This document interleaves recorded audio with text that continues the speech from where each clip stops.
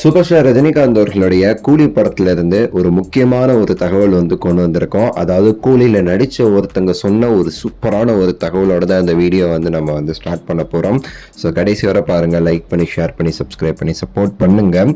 உங்களுக்கு தெரியும், audio launch ஆகட்டும், இதுக்கு முன்னாடி லோகேஷ் அவர்கள் கொடுத்த பேட்டி ஆகட்டும், இல்ல படத்துல நடிச்சவங்க கொடுத்த பேட்டி ஆகட்டும், யாருமே சரிங்க இது வரைக்கும் இந்த கூலி படம் 1000 crores கலெக்ஷன் பண்ணும், அந்த 1000 crore கண்டிப்பா பண்ணும் அப்படின்னு சொல்லிட்டு படக்குள்ள இருக்கிற யாருமே இது வரைக்கும் சொல்லல. லோகேஷ் அவர்கள்ட்ட கேட்கும் போது கூட 1000 crore பத்தி நான் கவலைப்படல, மக்களுடைய அந்த 100 ரூபாய் 150 ரூபாய்க்கு தான் நான் கவலைப்படுறேன், அது கண்டிப்பா பூர்த்தி ஆகும் அப்படிங்கிற மாதிரி லோகேஷ் அவர்கள் சொல்லியிருப்பாரு. ஸோ இப்போ வரைக்கும் அபிஷியலா படத்துல நடிச்சவங்க யாருமே சரி அந்த 1000 crore பத்தி பேசாத நிலையில இப்ப ரீசெண்டா ஹைதராபாத் ஈவென்ட்ல பாத்தீங்கன்னா அந்த படத்துல நடிச்ச முக்கியமான நடிகர் சொல்லியிருப்பாரு, 1000 கோடி இந்த கூலி கண்டிப்பா கிராஸ் பண்ணும் அப்படின்னு சொல்லியிருப்பாரு. வேற யாரும் கிடையாது, அதுதான் நம்ம கட்டப்பா, நம்ம சத்யராஜ் அவர்கள்.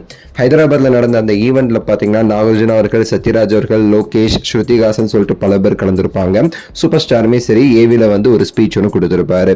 இந்த ஒரு விழால கலந்துகிட்ட சத்யராஜ் அவர்கள் பேசும்போது சூப்பர் ஸ்டார் அவர்களுடைய இந்த ஒரு கூலி திரைப்படமானது தமிழ் சினிமாவுடைய முதல் 1000 கோடி படமா கண்டிப்பா இருக்கும். அந்த 1000 கோடி சாதனையை இந்த கூலி திரைப்படம் கண்டிப்பாக பண்ணுங்கிற நம்பிக்கை எனக்கு ரொம்பவே சரி அதிகமா இருக்குதுன்னு சொல்லிட்டு ஒரு ஸ்டேட்மெண்டே கொடுத்திருப்பாரு நடிகர் சத்யராஜ் அவர்கள். அது மட்டும் இல்லாம அதுல பேசின அவர் சொல்லியிருப்பாரு, சூப்பர் ஸ்டார் ரஜினிகாந்த் அவர்களை நான் ஷூட்டிங்ல பார்த்தேன். அப்ப நான் கேட்டேன், ஒரு 30-33 வருஷத்துக்கு முன்னாடி உங்களை பார்க்கும்போது நீங்க எப்படி இருந்தீங்களோ அதே ஸ்டைலு, அதே வலிமை, அதே உறுதியா இப்போ வரைக்கும் இருந்துட்டு இருக்கீங்க, எப்படி இருக்கீங்க இப்பவுமே சரி அவ்வளவு இளமையா இருக்கீங்களே அப்படின்னு சொல்லிட்டு ரஜினி சாரை பார்க்கும்போது நான் கேட்டேன். அதுக்கு அவர் சிரிச்சுக்கிட்டே சொன்ன ஒரு வார்த்தை என்ன அப்படின்னா, என்னைய சொல்றீங்களே போய் பாருங்க நாகார்ஜுனாவை, இன்னும் அப்படியே இருக்கிறாரு, அவர் என்னோட சூப்பரா இருக்காரு அப்படின்னு சொல்லிட்டு நாகார்ஜுனா சாரை பத்தி பேசுறாரு அப்படின்னு சொல்லிட்டுமே சரி ஒரு விஷயத்த சொல்லியிருப்பாரு.